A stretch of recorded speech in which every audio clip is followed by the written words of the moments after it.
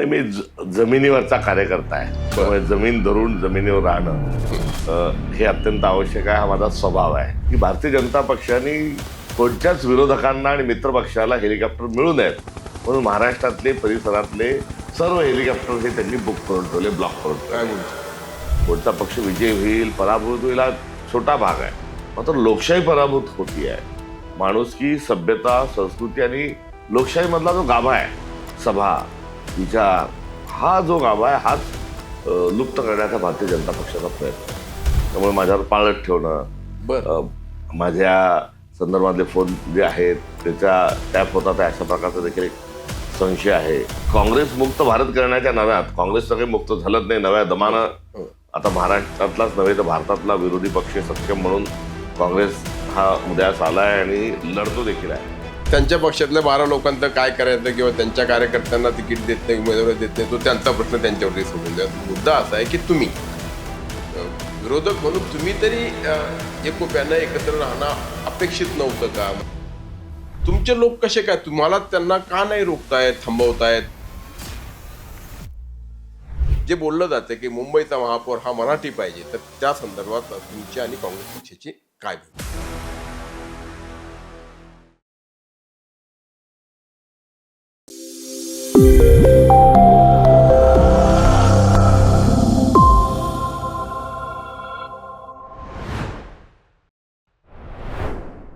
नमस्कार, top news मराठीमध्ये आपलं स्वागत. मी अरुण मेहत्रे आणि आपण पाहतात आमचा मान्यवरांसोबत संवाद, अर्थात स्पेशल गेस्ट. आणि आजचे आपले स्पेशल गेस्ट आहेत हर्षवर्धन सपकाळ, भारतीय राष्ट्रीय काँग्रेसचे प्रदेशाध्यक्ष. हर्षवर्धन भाऊ, आपलं स्वागत. आत्ता बोलताना म्हणजे खरं तर काय की अगदी ताकाला जाऊन भांडं कशाला लपवायचं, तर पार्श्वभूमी महापालिका निवडणुकांची आहे आणि त्यामुळे थेट त्यापासून आपण सुरुवात करू. आपण प्रत्यक्ष ही मुलाखत म्हणण्यापेक्षा गप्पाच आहेत आणि बोलताना आपल्या म्हणजे ही प्रत्यक्ष रेकॉर्डिंगला सुरुवात होण्यापूर्वी तुम्ही आत्ता सांगितलं की मी प्रवास करतोय सारखा आणि रेल्वेने फिरतो किंवा बाय रोड फिरतो. महाराष्ट्र प्रदेश काँग्रेसचा प्रदेशाध्यक्ष ऐन निवडणुकीच्या काळामध्ये धामधुमीमध्ये बाय रोड किंवा रेल्वेने प्रवास करतो. काय हे कारण आहे? कारण तर इतक्या 29 महापालिका तुम्हाला लढवायच्या, ठिकठिकाणी जायचं, प्रचार सभा करायच्यात, रॅलीज करायच्यात आणि मग यात हा सगळा वेळ कशाला तुम्ही घालवतात? नाही, मी जमिनीवरचा कार्यकर्ता आहे. त्यामुळे जमीन धरून जमिनीवर राहणं हे अत्यंत आवश्यक आहे. हा माझा स्वभाव आहे.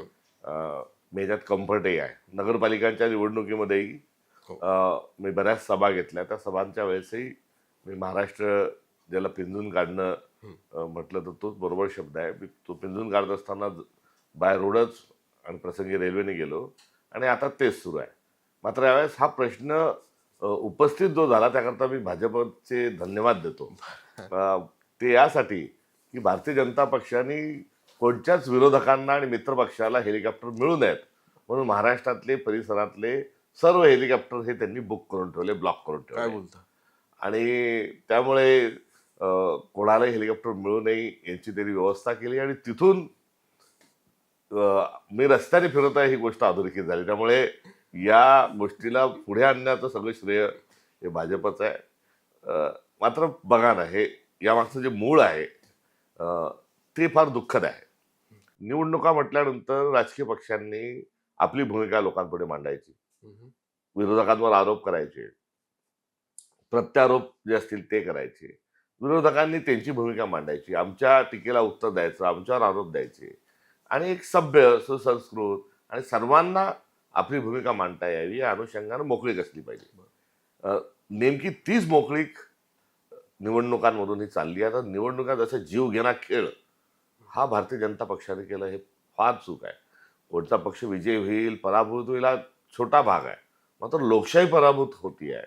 माणुसकी, सभ्यता, संस्कृती आणि लोकशाहीमधला जो गाभा आहे, सभा, विचार, हा जो गाभा आहे हाच लुप्त करण्याचा भारतीय जनता पक्षाचा प्रयत्न आहे. आणि मी हिंसक हा शब्द जो वापरला त्याची 2 कारणं आहे. एक तर स्थानिक स्वराज्य संस्थांच्या निवडणुकीत राजकीय पक्षांची धार बोथट असली पाहिजे. याचं कारण असं की गावगाडं चालवायचं आहे. तुम्ही ग्रामपंचायतचे सरपंच म्हणून बसलात किंवा ग्रामसभा जर असेल तर तिथे पक्ष म्हणून तुम्ही राहू शकत नाही. कारण लोकांच्या तिथल्या लाईव्हलीहूडचा, तिथल्या एकंदरीत गावगाड्याचा तो प्रश्न असतो. त्यामुळे सर्व पक्षाच्या लोकांनी एकत्र येऊन बसावं आणि गावगाडं पुढे न्यावं. ही जी अवधारणा स्थानिक स्वराज्य संस्थांची आहे, ती त्याची गरज पण आहे. आणि तीच आपली संस्कृती आणि तसंच असलं पाहिजे.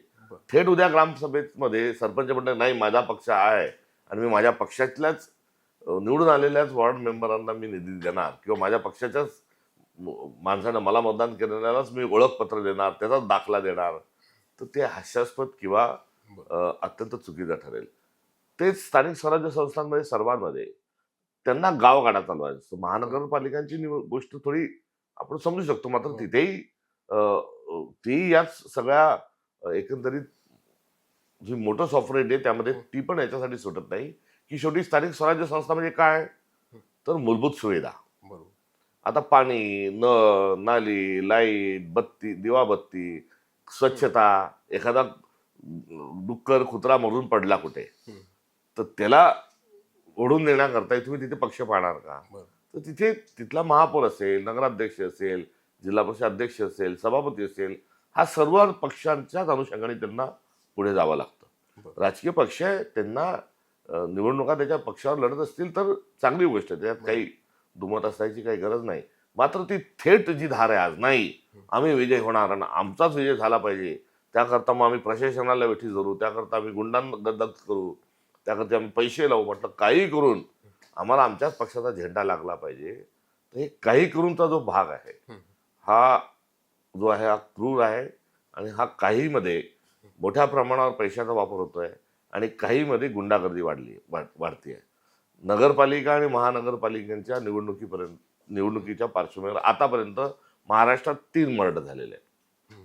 सोलापूरला नुकताच एक मर्डर झाला, अकोटला एक मर्डर झाला 2 दिवसापूर्वी, आणि खोपोली या 3 ठिकाणी नगरपालिकांच्या निवडणुकीच्या पार्श्वभूमीवर हे खून झाल्याच्या ज्या घटना घडल्या आहेत, ते दुसरं तिसरं काही नसून आमचाच ऐका आणि आम्ही सांगतो तेच सर्व खरं, या सर्वांमध्ये ही निवडणूक आणून ठेवली आहे. आणि त्यामध्ये विरोधकांना ब्लॉक करण्याचं आणि मित्रपक्षांना ब्लॉक करण्याचं जे प्रकरण आहे ते यातूनच निघालेलं आहे. क्रीडांगणं मिळू द्यायची नाही, मैदानं मिळू द्यायची नाहीत सभेकरता, हॉल मिळू द्यायचे नाहीत, सगळे गावातले हॉल बुक करा, सगळ्या मोठ्या सभा होतील ते मैदानं बुक करा, इथपर्यंत सत्ताधारी यावेळेस जे गेलेले आहेत ते कुठेतरी संवाद, निवडणुकीमध्ये वाद जरूर आहे पण तो वैचारिक आहे आणि त्या वादाला संवादाची जोड आहे, तर ती सर्व लुप्त होतीये. आणि याच्या सर्वाचे वेगवेगळ्या अर्थाने विरोधक या नात्यानं आम्ही बळी ठरत आहोत. आणि त्यातल्या त्यात मी देवेंद्र फडणवीसांवर जी वैचारिक टीका करतो ती टीका करत असताना मला अधिक ब्लॉक हा करण्याचा प्रयत्न हा भारतीय जनता पक्षाकडून होतोय. त्यामुळे माझ्यावर पाळत ठेवणं, माझ्या संदर्भातले फोन जे आहेत त्याच्या टॅप होतात अशा प्रकारचा देखील एक संशय आहे. ह्या गोष्टी ज्या आहेत या त्याचा एक पुढचं पाऊल आहे.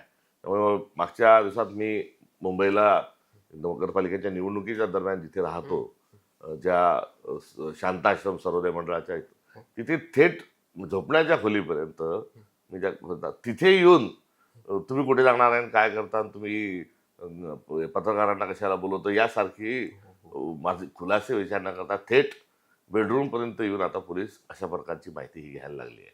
तर कुठे नेऊन ठेवला महाराष्ट्र माझा, हे जे आपण बोलतो हे कवितेच्या अर्थाने, काव्याच्या अर्थाने एक विदारक सत्य या निमित्ताने आपल्या उत्तरादाखल या ठिकाणी मला सांगायचं वाटतं. पण याचा दोष म्हणजे आता तुम्ही भारतीय जनता पक्षावरती थेट हा आरोप किंवा तुमचा हा दावा आहे की तुमच्यावरती पाळ ठेवली जाते, तुमचे फोन टॅप केले जातात कार्यकर्त्यांना, किंवा जे काही तुम्ही आता सांगितलं की आम्हाला सगळीकडून ब्लॉक केलं जातंय, किंवा भारतीय जनता पक्षच हे करतोय का त्यांच्या आणखीन सत्तेत मित्र असलेले हे इतर पक्ष देखील आहेत जे तुमचे विरोधक नाही, ते हे आमच्या मी आपल्याला मगाशी बोलत असताना मित्रपक्ष आणि विरोधक यांना प्रचार करता येऊ नये, बरोबर, हा मुद्दा मी आपल्याला सांगितला. आणि यामध्ये मित्रपक्षी याच्यासाठी आहे की बघा, भारतीय जनता पक्षाचे 2 नारे होते.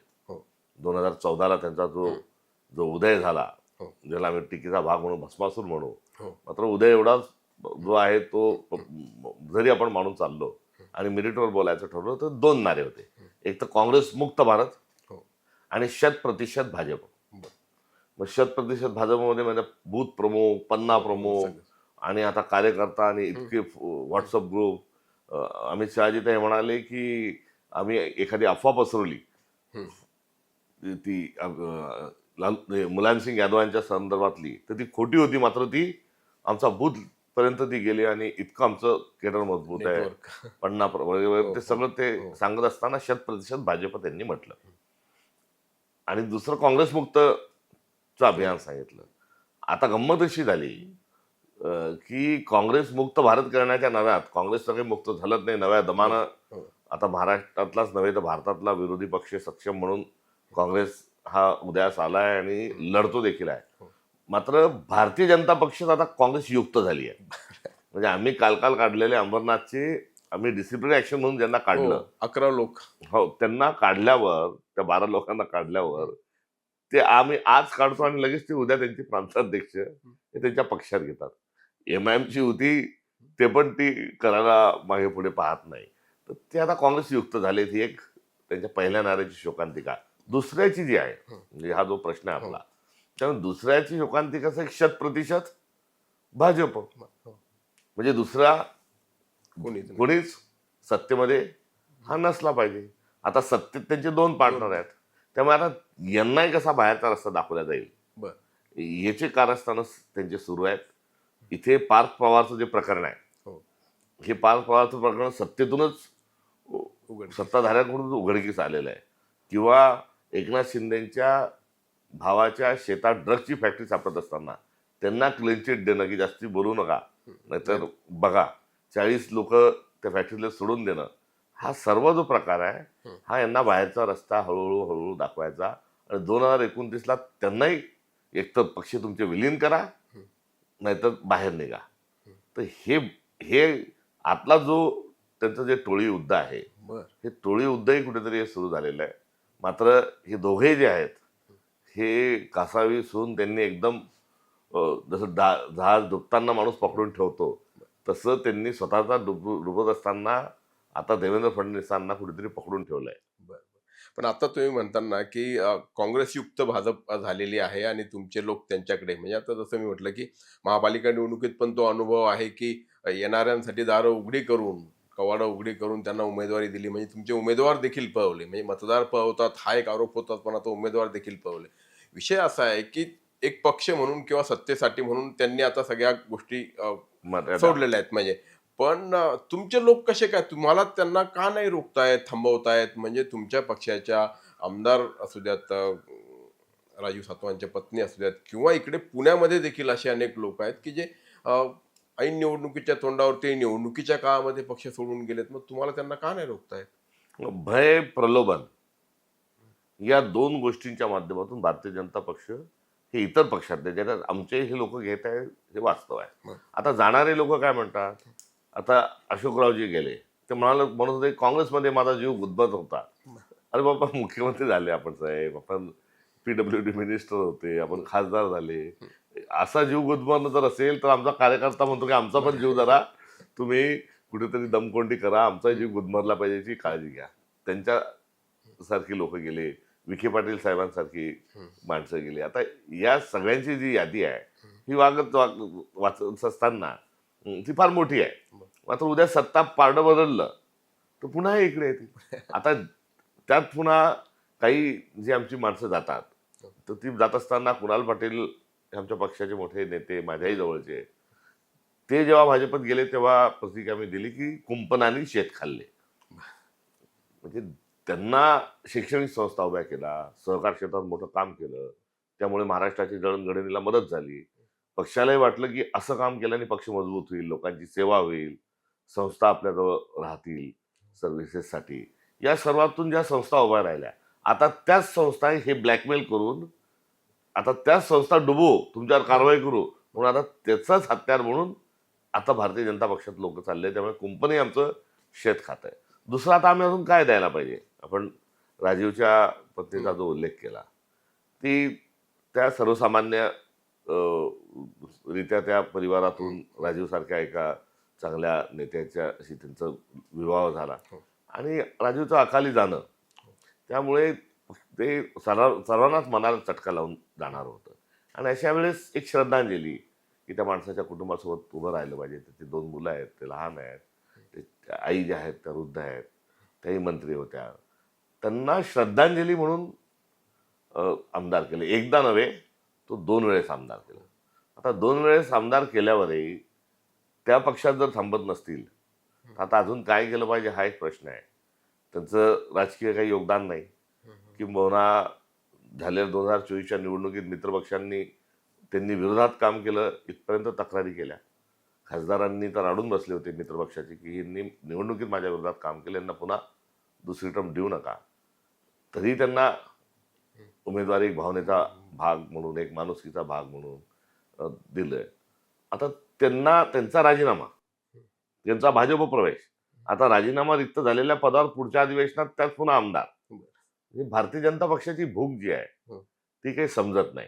आमचे लोक चालले ते खरं आहेत. ती चाललेली लोक जे जातात आहेत त्यामध्ये एक आशय असा पण आहे की नवीन केडरला येण्याकरता मोठी संधी आहे, हाही त्याच्यातला एक मोठा भाग आहे. याकरता गंमतीचा भाग म्हणून मी आपल्याला सांगतो, आपण दोघे एकाच जिल्ह्यातले आहोत. मी जिल्हा परिषदेचा अध्यक्ष झालो अत्यंत कमी वयात, लाल दिव्याची गाडी आणि सगळा तो त्या काळातला एक मोठा सगळे संदर्भाच्या अनुषंगाने तरुण जिल्हा परिषद अध्यक्ष म्हणून. आणि त्यावेळी मी अल्फा टीव्ही मराठीला होतो आणि तुमची त्यावेळी देखील मुलाखत म्हणजे आज 25 वर्ष 2001 मध्ये मी केली होती, मला आठवतं. तर त्या वेळेस एक संघ काँग्रेस होती. आता केटरिंग बिटरिंग पंगत टेंट लावा जेवण असं नव्हतं. पण कार्यक्रम झाल्यानंतर कोणत्या नेत्याकडे कार्यकर्त्याकडे जेव्हा जेवण असायचं तेव्हा पहिल्या पंगत जी बसायची, पाट ताट सगळं, तर त्यामध्ये मी जिल्हा परिषद अध्यक्ष असूनही मला काही पहिल्या पंक्तीत बसता यायचं नाही. तर जिल्ह्यातले सगळे मोठे नेते अर्थात आदरणीयच होते, ते पहिल्या पंक्तीला बसणार, आम्ही ज्युनियर, आम्ही दुसऱ्या पंक्तीला बसणार.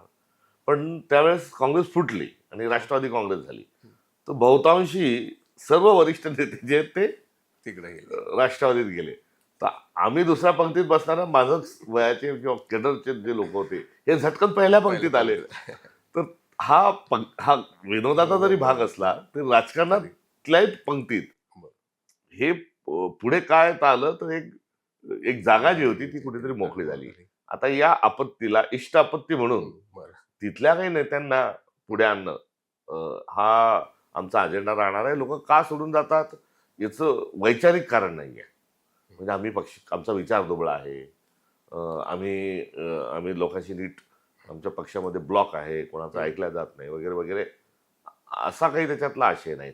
जो भय आणि प्रलोभनातून जातो ही त्यातली नेमकी असणारी एक जी मेक आहे ती यामध्ये कुठे छुपलेली आहे. आणि भारतीय जनता पक्ष जे आहे ते भारतीय जनता पक्षाजवळ नेते नाही आहेत, त्यांच्याजवळ कार्यकर्ते पण नाही आहेत.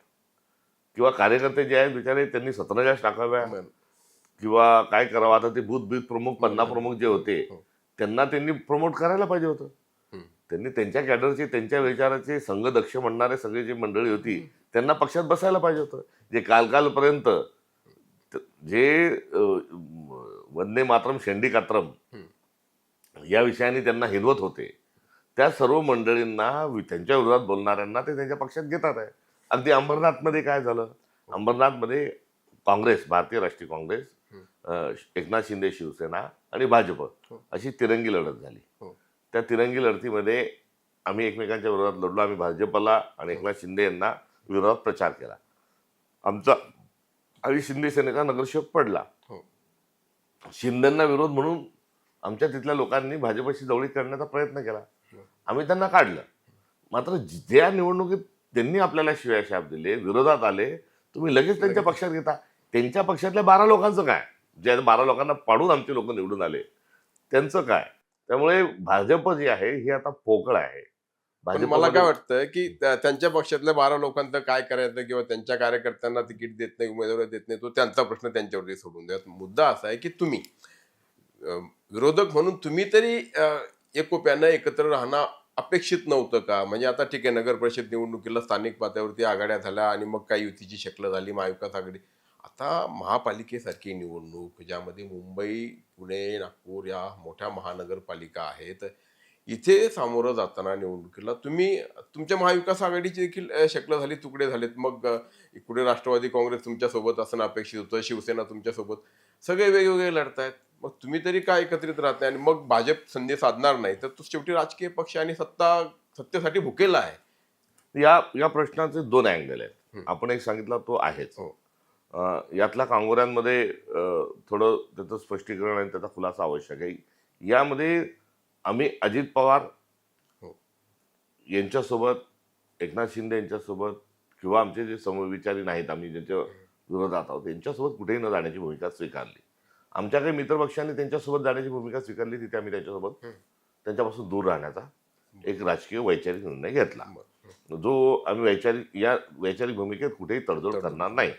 कारण निवडणुका सत्ता हे जसं खरं आहे, तसं निवडणुका म्हणजे राजकीय पक्ष आणि राजकीय पक्ष म्हणजे विचार. तर आम्ही कुठल्याच परिस्थितीत विचार सोडायला तयार नाही. तर कोणाकोणाशी अलायन्स नाही करायचं, तर MIMशी अलायन्स नाही करायचं, शिवसेनेशी नाही करायचं, BJPशी नाही करायचं, हे सर्व आमचं ठरलेलं. त्यामुळे आमच्या काही मित्रपक्षांनी इतर पक्षांच्या सोबत जाण्याची भूमिका असल्यामुळे तिथे त्या गोष्टी होऊ शकल्या नाही. हा पहिला भाग. दुसरा जो विषय आहे की आम्ही एकत्र न लढण्याचे कारण की जिथे आमची शक्ती आहे तिथे आम्ही स्वतः स्वबळावर पुढे गेलो पाहिजे. आणि जिथे तुलनेने आम्ही शक्ती आमची नाही त्या ठिकाणी मोठ बांधण्याचाही प्रयत्न केला पाहिजे. आणि संवादाचा भाग आहे, मेरिटचा भाग आहे. आता आपण मुंबईत आम्ही लढत नाही बरोबर आहे, पुण्यात आम्ही लढत नाही बरोबर आहे, पण अहिल्यानगरमध्ये आम्ही लढतोय, सोबत तिथे लढतोय. आम्ही अमरावतीमध्ये आम्ही सोबत लढतोय, लातूरमध्ये आम्ही वंचितच्या सोबत लढतोय, नांदेडला आम्ही वंचित सोबत लढतोय, मुंबईला वंचित सोबत लढतोय, नाशिकला आम्ही महाविकास आघाडी म्हणून लढतोय. तर तात्पर्य याचं की कार्यकर्ता सोडून गेला नाही पाहिजे, ही झाली भीती. तर कार्यकर्त्याला न्याय मिळाला पाहिजे, कार्यकर्त्याला लढू दिलं पाहिजे. आमचा राजकीय पक्षाचा आमचा सिम्बॉल हा घरोघरी गेला पाहिजे.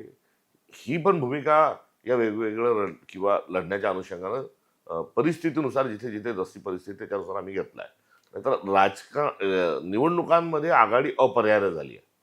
आणि आघाडीमुळे काय झालंय की आमच्या पक्षाचं चिन्ह जे आहे ते पोचत नाहीये. पण फक्त मला काय की नैसर्गिक मित्र सोडून ज्यावेळेस राष्ट्रवादी काँग्रेस शरदचंद्र पवार पक्ष नैसर्गिक मित्र सोडून मग जे विरोधात होते, ठीक आहे, तो त्यांच्यासोबत आणि दुपारपर्यंत तुमची इथे पुण्यात पण काँग्रेस हाऊसला दुपारी बैठका होत आहेत, जात आहेत, इकडून जात आहेत, तिकडं परत जिजाई बंगल्यावर म्हणजे अजित पवारांच्या बंगल्यावर जात आहेत लोक. हा काय प्रकार आहे? म्हणजे एका अर्थाने तुमच्यासोबत हा थेटपणे केलेला विश्वासघात तुम्हाला वाटत नाही का? तुम्ही स्पष्टपणे का नाहीत तसं? आमची भूमिका स्पष्ट आहे. आम्ही आमच्या पार्लमेंटरी बोर्डामध्ये विशेष करून पुण्याच्या संदर्भात सांगितलं की आपल्याला अजित पवारांच्या राष्ट्रवादीशी कुठल्याही परिस्थितीत युती करायची नाही. ही आमची थेट भूमिका होती. हीच भूमिका आमची पिंपरी चिंचवडच्या संदर्भामध्ये तिथे होती.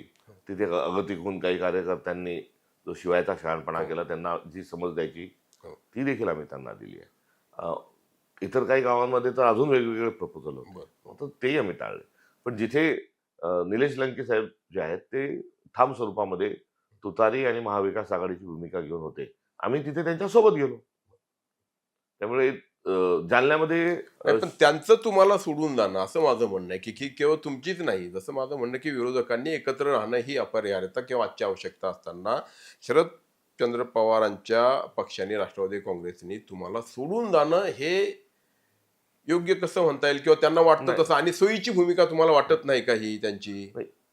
त्यांच्या भूमिकेच्या संदर्भामध्ये आम्ही सहमत नसल्यामुळे आम्ही पुण्यात त्यांच्यासोबत नाही. आणि आम्ही तुतारीच्या सोबत आघाडी करण्याकरता आमची तयारी पुण्यात पण होती. पण तुतारीसोबत तुम्ही अजून दुसरं काही जर येत असेल तर त्यावेळेस आम्ही त्यांना सॉरी म्हटलं पाहिजे, आम्ही त्याच्याशी असहमतच राहिलं पाहिजे. ही आमची असणारी भूमिका. आता त्या इथल्या त्यांच्या भूमिका आणि काय, शेवटी त्यांचा राजकीय पक्ष वेगळा आहे. त्यांनी आमच्यासोबत आलंच पाहिजे हा हट्टही आम्ही करू शकत नाही, किंवा आम्ही त्यांच्यासोबत गेलो पाहिजे असं तेही म्हणू शकत नाही. त्यामुळे आमचा राजकीय पक्ष वेगळा आहे, त्यांचा राजकीय पक्ष वेगळा आहे. ते एका याच्यातून संघर्षातून जात आहेत. त्यांची विचारसरणी जशी भाजपची विचारसरणी सत्ता ही झाली तशी त्यांची विचारसरणी सत्ता ही झाली, हे आपल्याला मान्य करावं लागेल का? हा या संदर्भात मला हो किंवा नाही म्हणत असताना थोडं डिप्लोमॅटिक वागावं लागणार आहे. किंवा तुम्ही विचारलं अडाणी त्यांच्या घरी गेले तर तुम्ही काय हो. म्हणाल?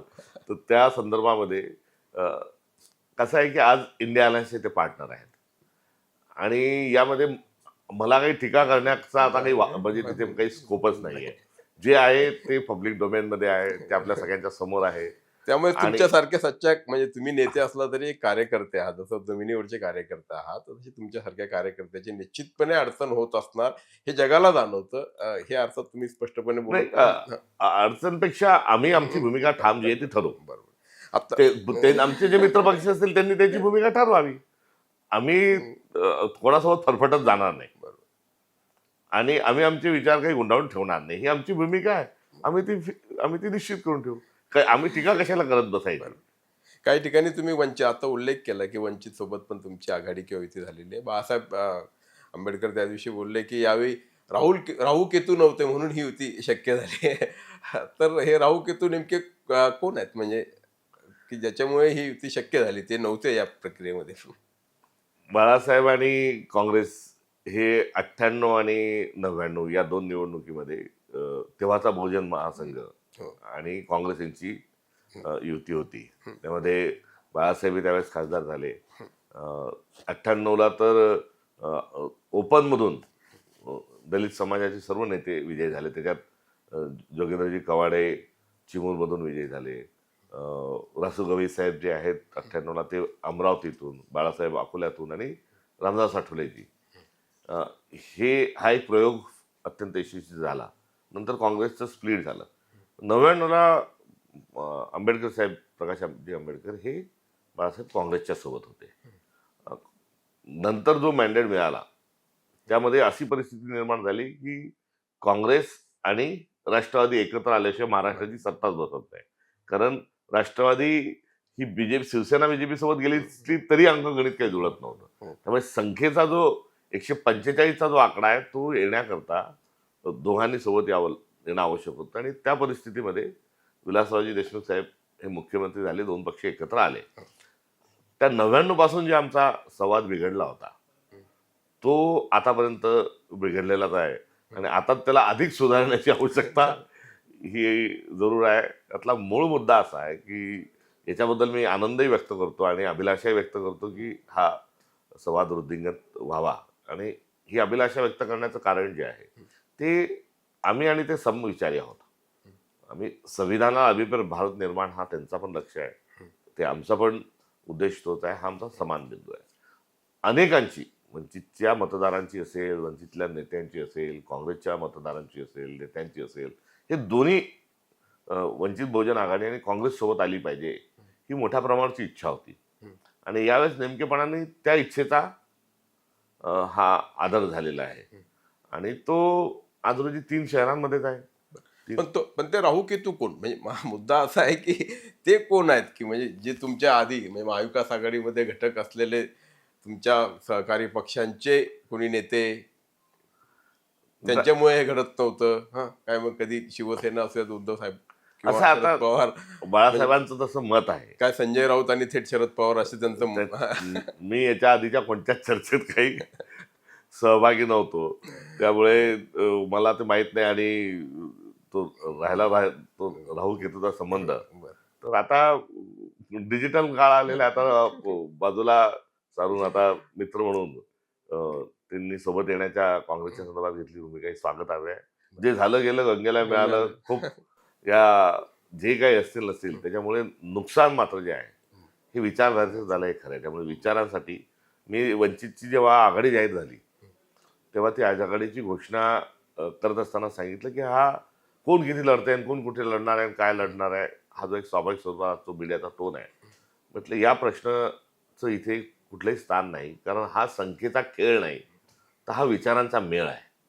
पण खरोखर असं विचार वगैरे असं की राहिलं का? मला तर तीच अंधश्रद्धा वाटते. म्हणजे ठीक आहे, आता तुम्ही जपतात इथपर्यंत ठीक आहे, तुम्हाला मी अगदी खूप वर्षांपासून पाहत आलो आणि म्हणून तुम्ही आज काँग्रेसमध्येच आहात आणि हर्षवर्धन सपकाळ हे प्रदेशाध्यक्ष आहेत, कारण ती तुमची निष्ठा आणि विचारसरणीला तुम्ही धरून आहात म्हणून, आणि त्याची निश्चितपणे दखल अगदी राहुल गांधी यांच्या टीममधले तुम्ही आहात म्हणून तुमच्या पुरतं ठीक आहे.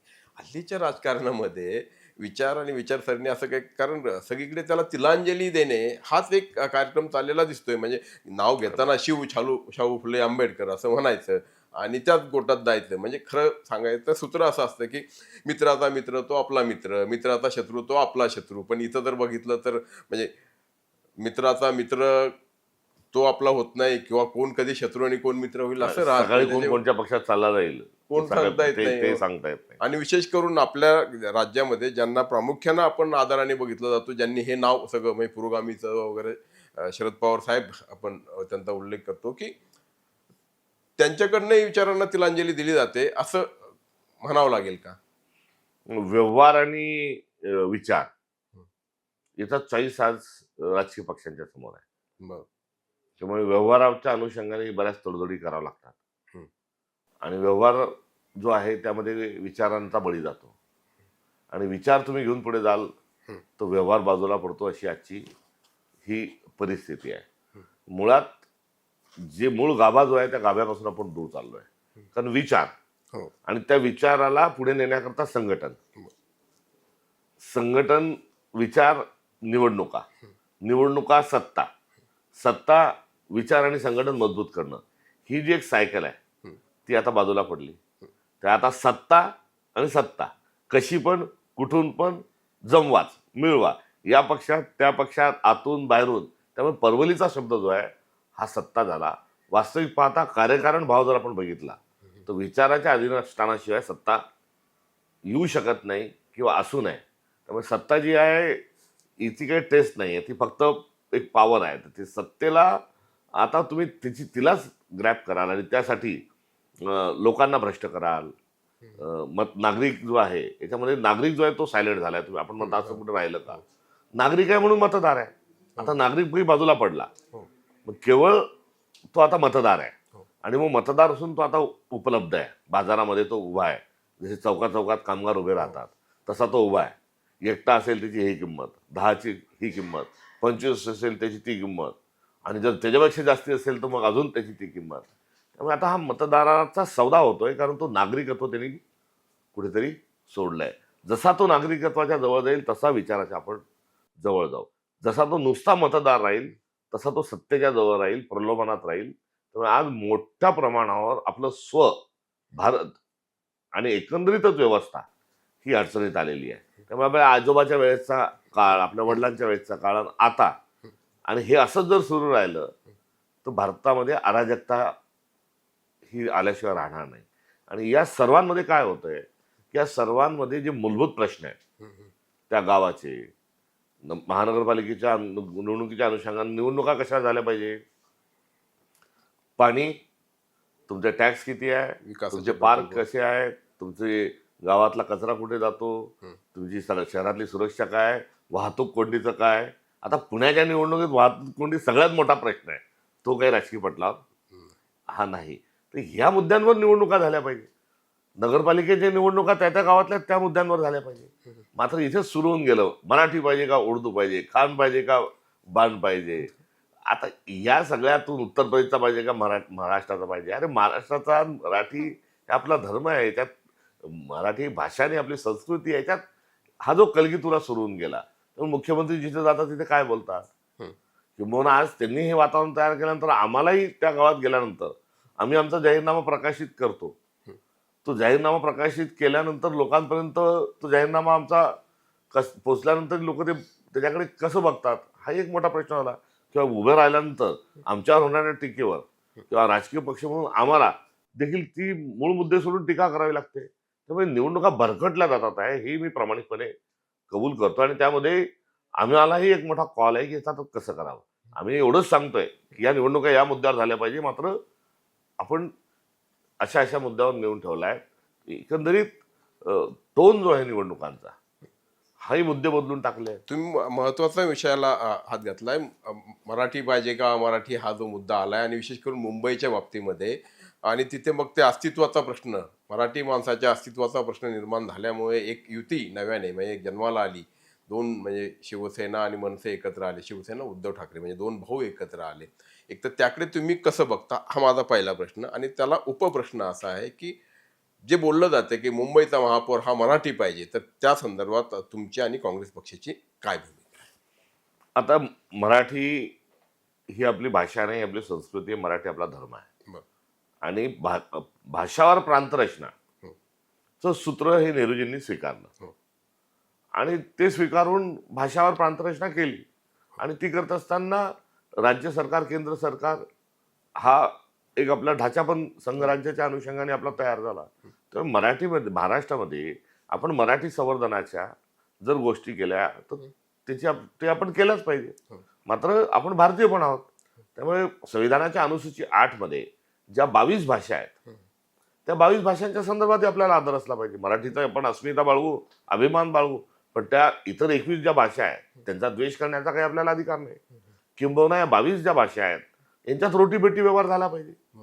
आणि विविधता में एकता ही भारत की विशेषता जी आहे, ही देखील आपल्याला महाराष्ट्र धर्मा एवढीच तिलाही अबाधित ठेवलं पाहिजे. आता या सर्व मुद्द्यांच्या अनुषंगानं मराठीच्या संदर्भात आपण सर्व महाराष्ट्रातल्या सर्व राजकीय पक्षांनी आपण सर्वांनी एक राहिलं पाहिजे. भारतीय जनता पक्ष आता देवेंद्र फडणवीस मुख्यमंत्र्यांना आता पंतप्रधान व्हायची स्वप्न पडायला लागली आहेत. आणि ते गायपट्टा महाराष्ट्राचा बनवतात आहे. हिंदी भाषिक बनवल्यानंतर भाजपला राजकारण करणं सोपं आहे. हा एकंदरीत त्यांचा अभ्यास आहे. त्यामुळे तिसरीपासून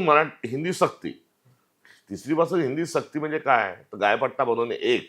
आणि हिंदी जो बेल्ट आहे मध्य प्रदेश पासून बिहार, उत्तर प्रदेश, तिथे त्यांची स्वीकार्यता व्हावी यासाठी मराठीचे छातीत खंजीर का खुपसतात? नाही, पण मुंबईचा महापौर मराठी व्हावा हो, त्याच्यावरती त्यावरच आहे. आणि या धोरणाला विरोध हा सर्वांनी मिळून केला पाहिजे. भारतीय जनता पक्षही काही त्याला करत नाही. नंबर 2, मराठी माणूस जो आहे हा मुंबईच्या हळूहळू बाहेर हा पडत चाललाय. आणि हा जो पडत चाललाय हा भारतीय जनता पक्षाच्या भूमिकेमुळेच पडत चाललाय. तुम्ही म्हणता की आजारपण झालं नाही पाहिजे, मात्र वातावरण असं करता की सगळं आजारपणच तिथे राहील. आता अंबानींना पूर्ण धारावी देऊन टाकली. आता अंबानींना धारावी दिल्यानंतर तिथून कोण बाहेर जाणार आहे? मराठी माणूसच बाहेर जाणार आहे. गिरगावच्या ज्या सगळ्या मिल होत्या या मोठ्या मोठ्या बिल्डरला दिल्या. तिथून कोण बाहेर गेलं? तिथून मराठी माणूसच बाहेर गेला. SRA जे होतं त्या SRA मध्ये मराठी माणूस तिथल्या तिथे ठेवत असताना आता त्याची पण गरज जी आहे ती आजूबाजूच्यामुळे ती बाहेर होत चालली. आणि यात देवेंद्र फडणवीस जे आहेत हे एक नवीन सेट मुंबईत तयार करतात आहे, कंबोज. जसा मोदी साहेबांजवळ जसे अडाणी आणि अंबानी 2 सेट आहेत, त्यांना वाटतं आपल्याजवळ पण एक सेट असला पाहिजे, जो एका झटक्यात 10,000 20,000 कोटी रुपये आपल्याला देईल. तो सेट ते निर्माण करतात आहे. त्यातूनही मराठी माणूस बाहेर चाललाय. तर मुळातच मुंबईतून मराठी माणूस बाहेर निघत आहे. तो मराठी माणूस मुंबईत थांबवण्याकरता काय करणार याचं उत्तर पहिले हे दिलं गेलं पाहिजे. आणि स्वाभाविक स्वरूपात चेन्नई असेल, चेन्नईमध्ये तिथल्याच भाषेचा माणूस हा मुख्यमंत्री तिथला महापौर झाला पाहिजे. केरळमध्ये केरळवालाच तो झाला पाहिजे. बडोदा अहमदाबादमध्ये गुजरातचाच हा झाला पाहिजे. त्यामुळे तो कोणच्या आहे, कुठून मायग्रेट झालेला आहे यापेक्षा त्या ठिकाणी ती भाषा बोलणाराच माणूस होईल ना. तर मुंबई महानगरपालिकेचा कारभारच मराठीत चालतो, तर मराठीच होईल. मात्र मराठी हा या विवेकातून या गोष्टीकडे न बघता द्वेषातून, पोलरायझेशनचा एक भाग म्हणून भाषेला वापरलं जातं, ही माझी तक्रार आहे. आणि मराठी भाषेच्या अनुषंगानं आपण जी अस्मितेतून किंवा तिच्या संवर्धनाच्या भूमिकेतून जे बघितलं पाहिजे ते बघत नाही. तर मराठी ही पण खरोखर आज जशी लोकशाही संकटात आहे तशी मराठी संकटात आणण्याचं काम हे केलं जात आहे. आणि हे करत असताना म्हणजे माफ करा, पत्रकारांनी आणि पुढाऱ्यांनी त्यांचे मुलं कोणत्या शाळेत गेलं याचं देखील भान ठेवलं पाहिजे. नाही, बरोबर आहे. नाही, आपण तर मराठी माध्यमातूनच शिकलो आणि मराठीतून आज बोलतोय. हे मुद्दा पण मी जसं म्हटलं की परप्रांतीय असलेली व्यक्ती परप्रांतीय म्हणजे बाहेरच्या राज्यातून आलेली व्यक्ती पण मराठी संस्कृती जिने जपली आहे किंवा मराठी भाषा बोलते, ती व्यक्ती मुंबईचा महापौर बनू शकते, असं साधारणपणे तुमच्या म्हणण्याचा अन्वय. मराठी भाषिकच तिथे मराठी बोलणारा माणूस हा मुंबईचा महापौर झाला पाहिजे. मग ती कुठल्याही प्रांताची असली तरी चालेल. तो भारतीय असला पाहिजे, तो महाराष्ट्रीयन असला पाहिजे. बरं, आता जो मुख्य प्रश्न माझा राहिला की तो 2 भाऊ एकत्र आलेत आणि त्यांनी असं म्हटलंय की मराठीचं अस्तित्व, तर त्या मराठीच्या अस्तित्वाविषयी आपण बोललोय. पण असं बघितलं जातं त्याकडे की खरं तर यांचंच अस्तित्व धोक्यामध्ये आलं होतं, म्हणजे शिवसेना आणि मनसे, म्हणजे उद्धव ठाकरे यांची शिवसेना आणि मनसे. त्यामुळे स्वतःच्या अस्तित्वासाठी म्हणून ते दोघं एकत्र आले असं त्याकडे बघितलं जातं. तुम्ही कसं बघता? एक तर मुळात आम्ही तोडोवाले नाही, पक्ष फोडोवाले नाही, आम्ही भारत जोडोवाले आहे. बरं. त्यामुळे त्या जोडोच्या अर्थाने दोन भाऊ एकत्र आले तर आमच्या त्यांना शुभेच्छा आहेत. बरं. आणि त्या शुभेच्छा असताना महाविकास आघाडी जेव्हा झाली तेव्हा आम्ही शिवसेनेला सोबत घेतलं आणि ते काही झटकन आमचं ठरलं, आम्ही सोबत गेलो असं काही झालं नाही. बरंच चर्चेचं गुऱ्हाळ बरं. आमचं चाललं. मग शिवसेनेसोबत जायचं का जायचं नाही याच्यावरही चिंतन मंथन झालं. जायचं तर मग सरकारला पाठिंबा आतून द्यायचा का बाहेरून द्यायचा तेही झालं. शेवटी एकदा आमचा निर्णय झाला की आतून जाऊन पाठिंबा आत जायचा आणि सरकारचा भाग व्हायचं. आणि मग त्याकरता महाविकास आघाडी स्थापन झाली आणि तिचा कॉमन मिनिमम प्रोग्राम एक तयार झाला आणि त्या कॉमन मिनिमम प्रोग्रामवर तिन्ही पक्षांच्या प्रमुखांच्या स्वाक्षऱ्या त्या झाल्या आणि महाविकास आघाडीकडेही अस्तित्वात आली. याचा जो संदर्भ आहे हा मनसेच्या अनुषंगाने देखील आहे. त्या मनसे हा महाविकास आघाडीचा भाग आहे का? तर नाही. इंडिया अलायन्सचा भाग आहे का? नाही. मग आमचा जो महायुतीचा कॉमन मिनिमम जो प्रोग्राम आहे तो त्याच्यामध्ये संदर्भ अनेक जरी असले तरी या ठिकाणी रिलेव्हंट कोणता आहे की कोणत्याही पोलरायझेशनला आम्ही सहन करत नाही. आम्ही एकता व अखंडता हे आमचं सूत्र आहे आणि जो प्रांतवाद, भाषावाद या स्वरूपाचं जे फासिस्ट जे पोलरायझेशनचं राजकारण त्यांच्या आम्ही विरोधात आहोत. त्यामुळे जातीच्या, धर्माच्या, पंथाच्या, जेंडरच्या, भाषेच्या राजकारणाला काँग्रेसचा विरोध आहे. पण त्यांचं अस्तित्व धोक्यात आलं होतं असं तुम्हाला वाटतं का, या दोन पक्षांचं आणि त्यांच्या पुन्हा नेत्यांचं? पुन्हा जो आहे ते दोन पक्ष हे स्वतंत्र आहेत. त्यांनी कोणासोबत यावं एकत्र न यावं हा त्यांचा निर्णय आहे. आम्ही कोणासोबत जावं हा आमचा निर्णय आहे आणि आम्ही जात असताना आमची निकष आहेत. आता ही जे महापालिकेच्या निवडणुकीला आपण सामोरं जातो त्याच्या आधी नगर परिषद नगरपंचायतींच्या निवडणुका झाल्या. 288 पैकी 28 नगर परिषद, 41 आमच्या आल्या. 41 तुमच्या आल्या आणि त्यात विशेष करून चंद्रपूर, वर्धा, अमरावती याचा मोठा हे आहे. विदर्भात चांगलं यश मिळालं, काही प्रमाणात तिकडे कोल्हापूर आणि याच्यामध्ये सांगलीमध्ये. पण एकूणात जर महाराष्ट्राचा विचार केला, जसं राष्ट्रवादी काँग्रेसच्या बाबतीत बोललं जातं की हा पक्ष म्हणजे 3.5 जिल्ह्यापुरता मर्यादित पक्ष, नावात राष्ट्रवादी. आता काँग्रेसची अवस्था मग तीच अशी म्हणावी का? कारण फार काही कुठे म्हणजे नगर परिषदामधलं यश असू द्यात किंवा एकूण तुमची जी काही ताकद आहे किंवा तुम्हाला जे काही संख्येच्या अनुषंगानं आपण जे सांगतायत ते बरोबर आहे. एकूण 288 पैकी आम्ही 41 ठिकाणी 1 नंबरवर राहिलो आणि 76 ठिकाणी आम्ही 2 नंबरवर राहिलो. 1006 नगरसेवक आमचे निवडून आले. त्यातून तुम्ही 12 आता मायनस करू शकता नाही, एक आहे म्हणे, एक त्यांनी ठेवलं ना, 11च फक्त आणि एक नाही, तो एक अधिक आहे. मला फोन आला होता पण त्याच्यावर तो एक पॉलिटिकल कॉल होता. त्यांना आम्ही आता झालेल्या कारवाईच्या अनुषंगानं काय त्यांचं म्हणणं ऐकून घेऊ. आता 1006 आमचे निवडून आले, 2500 आमचे 2 नंबरवर राहिले. तर ही आमची काँग्रेस पक्षाची प्रगती पुस्तकातला ही स्थिती आहे. आता या सर्वातून महाराष्ट्रामधला विरोधी पक्ष म्हणून मॅन्डेट हा काँग्रेस पक्षाला हा मिळालेला आहे.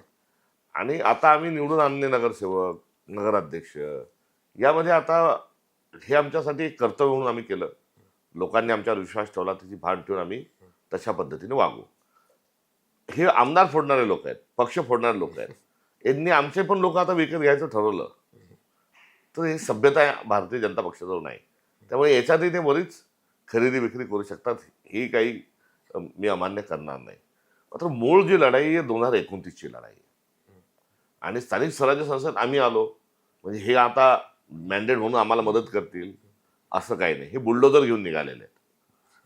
या बुलडोजरमध्ये यांच्यासोबत निवडणूक आयोग पण आहे, कलेक्टर पण आहेत, पोलीस विभाग जो आहे तोही यांच्यासोबत आहेत, प्रभाग रचनेपासून सर्व गोष्टी करतात आहे. मुळात या सर्व बुलडोजरच्या पुढे जमिनीवर पाय गाडून कुठलेही हतबलता न दाखवता काँग्रेस पक्ष लढतोय.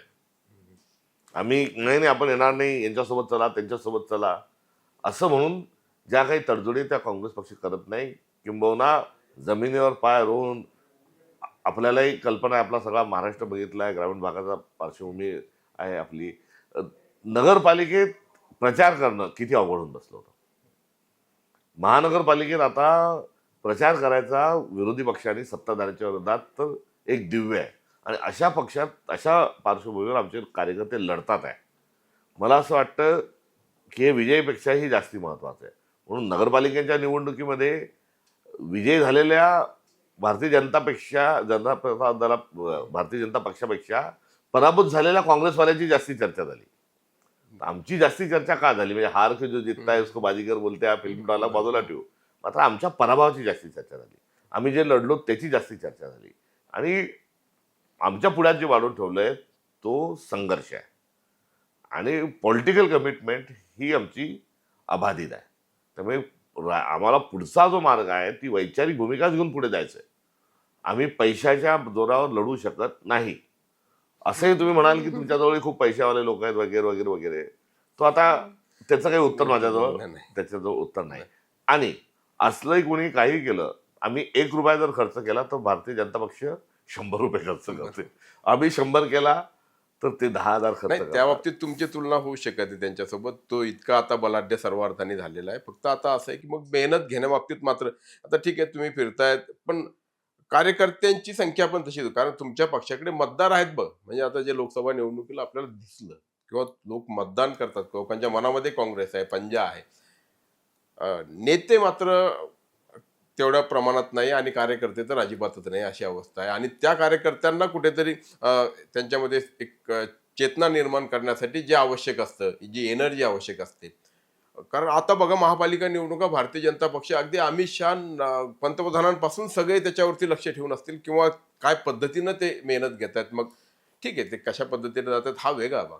पण तुमच्या एकूणच पक्षाला मर्ग जी आहे ना ती तुम्ही म्हणताय आम्ही संघर्ष नाही, करतो पण मर्ग हे वरपासून खालपर्यंत आले लोकांच्या म्हणजे तुम्हाला हरायचंच आहे असं लोकांना वाटायला लागतं. नाही, ही अशी अजिबात परिस्थिती नाही. असं एक चित्र कुठे जर रंगवलं असेल तर ती वस्तुस्थितीशी धरून नाही. बर त्याचं कारण असं आहे की तिकीट वाटपाच्या आमच्याकडे आलेले अर्ज, या अर्जांची संख्या किती तर आमच्या या महानगरपालिकेच्या निवडणुकीमध्ये एकूण 29 ज्या महानगरपालिका झाल्या या सर्वांमध्ये आमच्याजवळ 10,000च्या दरम्यान उमेदवारी मागणारे अर्ज आले.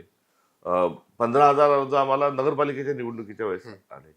आम्ही नगरसेवक 4,500 ठिकाणी नगरसेवक आमचे लढले. 153 ठिकाणी आमचा काँग्रेसचा नगराध्यक्ष पदाचा उमेदवार लढला. बाकी आम्ही आघाडीला समर्थन दिलं. त्यामुळे कुठे आम्हाला उमेदवार मिळत नाही अशी परिस्थिती नाही. आणि हे सांगताना नगरपालिकेच्या निवडणुकीत तर पक्षाने आम्ही साधा झेंडा पण नाही दिला. साधा तो गळ्यातला दुपट्टा आहे तो पण नाही दिला. काहीही पक्षाने न देता एबी फॉर्म देऊन एवढ्या मोठ्या प्रमाणावर लोक लढायला तयार होतात. आता अशी आमच्या पक्षाची परिस्थिती असताना भाजपशी जर तुलना होती आहे तर ते आमच्या तुलनेत कुठेच नाही.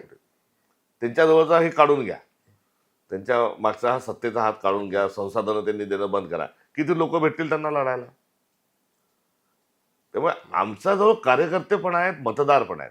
आणि हे मी सांगितलेले हा ग्राउंड रिपोर्ट आहे त्याची आपण सहमत. हा माझा काही उसना अवसान आणून काही केलेला दावा नाही. महानगरपालिकेमध्ये आम्ही काहीच देत नाहीये, कुठल्याच प्रकारचं संसाधन देत नाही. यावेळेस आम्ही झेंडे, टोपी, बॅनर जे आहेत तेवढंच आम्ही उपलब्ध करू शकलो. तरी आमच्यासोबत आम्हाला गावोगावात प्रत्येक ठिकाणी लढण्याकरता लोक आमच्या जवळ आहेत. आघाडी केली आम्ही तिथे, ती मतांची विभागणी जिथे उन्हे तिथे केली. जिथे आम्ही स्वबळावर आहोत तिथे आम्ही लढतोय. जिथे काही डिस्प्यूट असतील तिथे मैत्रीपूर्ण लढत करतो. त्यामुळे भूमिका स्पष्ट आहे. दानादान उडालेली आहे. आता आम्ही चाललो तर कुठेच कार्यकर्ते नाही, सभा होत नाही असं नाही आहे. आपण नगरपालिकेत बघितलं, प्रदेशाध्यक्षांना आता माझ्या सभा खूप मोठ्या मोठ्या झाल्या. आताही महानगरपालिकेत फिरत असताना अगदी अहिल्यानगरमध्ये आम्ही खूप वीक आहोत असं बोलल्या जातं. अहिल्यानगरमध्ये चा कार्यक्रम पण आमचे चांगले झाले. तिथे कार्यकर्त्यांची मोठी फौज आमची तिथे आहे. त्यामुळे ही अजिबात परिस्थिती नाही. उलट आता तरुणांची संख्या काँग्रेसकडे येण्याची ही मोठ्या प्रमाणावर ही वाढती आहे. आणि भारतीय जनता पक्षातला मतदार करणारे मतदार आता काँग्रेसच्या सोबत राहिलं पाहिजे अशा आशयाचं भरपूर आता ऐकिवात येते. लोक प्रवेश आमच्या पक्षात करतात आहे. आता थोडंसं आपण पुण्याकडे येऊयात कारण शेवटी प्रदेशाविषयी बोलत असताना पुण्याच्या बाबतीत जे काही घडलंय, मी आता उदाहरणार्थ रवींद्र धंगेकर सारखी व्यक्ती म्हणजे त्यांना तुम्ही आमदार केलं, त्याच्यानंतर लोकसभेला उमेदवारी दिली, त्यावेळी चांगली मतं पडली, म्हणजे काँग्रेसला आणि रवींद्र धंगेकरांना एकत्रित मतं होती. अशी व्यक्ती पण दुसऱ्या पक्षात महापालिका निवडणुकीला जाते आणि आता हे कुठे आहेत कसं ते? काय? तिथेच आहेत का तिथूनही? तुम्ही बघा तुमच्या कार्यकर्त्यांना विचारा कुठे आहेत. पण आता ते शिवसेना म्हणजे धनुष्यबाणाची धनुष्यबाण. शिवसेना जी आहे तर तिकडे त्यांच्या घरातले उमेदवार आहेत, तर ते बरं. काय असं घडतं किंवा संजय जगतापांसारखा माणूस पुरंदर मधला, थोपटेंसारखे कुटुंब जे काँग्रेसचे इथले म्हणजे काय चेहरा होते, मोहरा होते, सगळंच होतं म्हणजे काय. नाही हे हे खरं आहे हे, की ही आमच्या पक्षाची ला जे नेते सोडून जातात आहे ते कसे जातात आहे या संदर्भामध्ये समजण्याच्या पलीकडे असं जे आपण म्हणतात ते बरोबर आहे. संग्राम थोपटे साहेबांचे जे वडील आहेत आमचे नेते आमदार थोपटे साहेब, एवढा काँग्रेसचा जाज्वल्य विषय आहे आणि त्यांच्या हयातीमध्ये सोडून जाणं संग्रामजींनी हे अनाकलनीय आहे. शेवटी कारखानदारी असेल किंवा काही स्थानिक ज्या अडचणी असतील त्याच्यात संघर्ष करायचा हा मार्ग आहे. जेव्हा पवारसाहेब राष्ट्रवादीत जेव्हा गेले तेव्हा सोनिया गांधींनी ना थोपटे साहेबांनी बोलवलं मतदारसंघात. पाऊस आला तर छत्र्या घेऊन लोकांनी सोनिया गांधींची सभा ऐकली. अहो नैसर्गिक एवढ्या मोठ्या आपत्ती पुढे ते घर तो मतदारसंघ हा काँग्रेसचा विचार घेऊन उभं राहिलं. आता अशा या संघर्षाच्या काळात थोडी कळ सोसणं हे आवश्यक होतं. आता तिथे जाऊन सगळ्या समस्या सुटल्या का हा एक मोठा एक प्रश्न आहे. आता तिथे तुम्ही जाताय मात्र कोणी काही अमरपट्टा घेऊन आलेले नाही. ते कुठे ना कुठे काळ हा पुन्हा बदलणारच आहे आणि आता जो वरती गेलेला जो भाजप होता याचा डाऊनफॉल सुरू झालेलाच आहे. आता तो कधी होईल काय होईल हे काय मी ज्योतिषी नाही, मात्र एक अशी कोणती तरी घटना ही घडेल आणि पूर्ण भारताचं राजकारण बदलेल. इथपर्यंत आता ही खतखत जी आती ही आलेली आहे. रोजगारचा मोठा प्रश्न आहे, शेतकऱ्यांच्या शेतमालाचा मोठा प्रश्न आहे. तर प्रश्नच प्रश्न झाले आणि या सर्व प्रश्नांवर राजकारण कुठे सुरू आहे? या मूलभूत प्रश्नांवर नाही सुरू. तुम्ही किती दिवस मूलभूत प्रश्नांकडे दुर्लक्ष करणार? तुम्ही जात जात धर्म धर्म म्हणून किती दिवस इंजेक्शन देणार? हे त्याचं आता त्यांनी वाढवलेलं आहे. बघा 2014ला मोदी यांचं पिक्चरायझेशन केलं आणि मोदींच्या चेहऱ्यावर त्यांनी मतं मागितली. नंतरच्या काळात त्यांनी योजना लाडकी बहीण वगैरे वगैरे असं योजना यांच्या माध्यमातून मतं मागितली. आता ना चेहरा आहे ना योजना आहे. आता पैशाच्या माध्यमातून महानगरपालिका जिंकायच्या, नगरपालिकाच्या जिंकायचा इथपर्यंत भारतीय जनता पक्ष आलेला आहे. आता डोस जो आहे तो देऊन देऊन देऊन देऊन आता त्यांच्याजवळ काही राहिलेलं नाही. आता पैसाही जास्ती दिवस चालणार नाही. एकंदरीत हे राजकीय असणारं विश्लेषण आहे. रवींद्र धंगेकरांचं सांगायचं राहिलं, तुम्ही काय नेमकं ते का गेले सोडून? कारण एवढं मोठं म्हणजे पुण्यातलं नाव आहे. काय त्यांनी ते का आले तर काँग्रेस चांगली आहे म्हणून आले. काँग्रेससोबत लढायचं. काँग्रेसने त्यांना संधी दिली. आता का गेले तर लगेच काही काँग्रेस काही वाईट झाली असे म्हणू शकत नाही. कुठे गेले तेही आहे. त्यामुळे हा आता राजकारणातला जो फिरता रंगमंच एक जो झाला आहे हा वास्तविक पाहता हा दुर्दैवी आहे. राजकीय पक्षात नेते जे आहेत ते एक चांगले कार्यकर्ते होते, त्यांची एक ओळख होती, त्यांनी त्या ओळखीला चिटकून राहायला पाहिजे होतं. असं त्यांच्या संदर्भात नाही बोलत. असे अनेक जे आहेत स्वतःचा जो एक गाभा आहे बहुजनांचा एक प्रतिनिधित्व करण्याचा हा सत्तेच्या खुंट्याला जाऊन बांधणं हे काही योग्य नाही. बऱ्याचदा म्हणजे अंतर्गत गटबाजी, अंतर्गत सुंदोप सुंदी, मग पक्ष अगदी प्रदेश पातळीवरती असू देत किंवा इथे म्हणजे ठीक आहे पक्षात लोकशाही, प्रत्येकाला मत मांडण्याचा अधिकार असतो, सगळं म्हणण्यासाठी वगैरे छान आहे. पण त्यातनं पण बरंच नुकसान होतं. म्हणजे पुण्यासारख्या शहरामध्ये आता प्रशांत जगताप तुमच्याकडे यायला निघाले, त्यांच्याही येण्याला विरोध करणारे तुमच्या पुण्यामध्ये होते. असं पुण्यात प्रशांत जगतापांच्या प्रवेशाच्या संदर्भात पुण्यातल्या एकाही नेत्यांनी एकाही कार्यकर्त्यांनी विरोध केला नाही. ते कशा पद्धतीनं आले त्याला, म्हणजे अरविंद शिंदेचा तो बाईट आहे की बाबा त्यांनी नाराजी व्यक्त केली की वर्ण ते आले, खरं तर स्थानिक पातळीवरती आधी बोलायला पाहिजे. हे जे म्हणजे एका अर्थाने प्रत्येक जण स्वतःला असुरक्षित समजतो किंवा शहर अध्यक्षांनी सर्वात आधी प्रस्ताव हा त्यांनीच आणला होता. त्यामुळे सर्वात आधी त्याचा सुतोवाच जर कोणी केला असेल तर तो अरविंदजींनीच केलेला आहे. बरं. त्यामुळे ते काही त्यांच्या बोलले असतील किंवा काही त्याचा आशय वेगळा असेल आणि त्यांनी पण त्याचं स्वागतच ते केलेलं होतं. त्यामुळे एकंदरीत पक्ष थोडा आमचा अडचणीत वाटतो, सत्तेच्या बाहेर आहोत.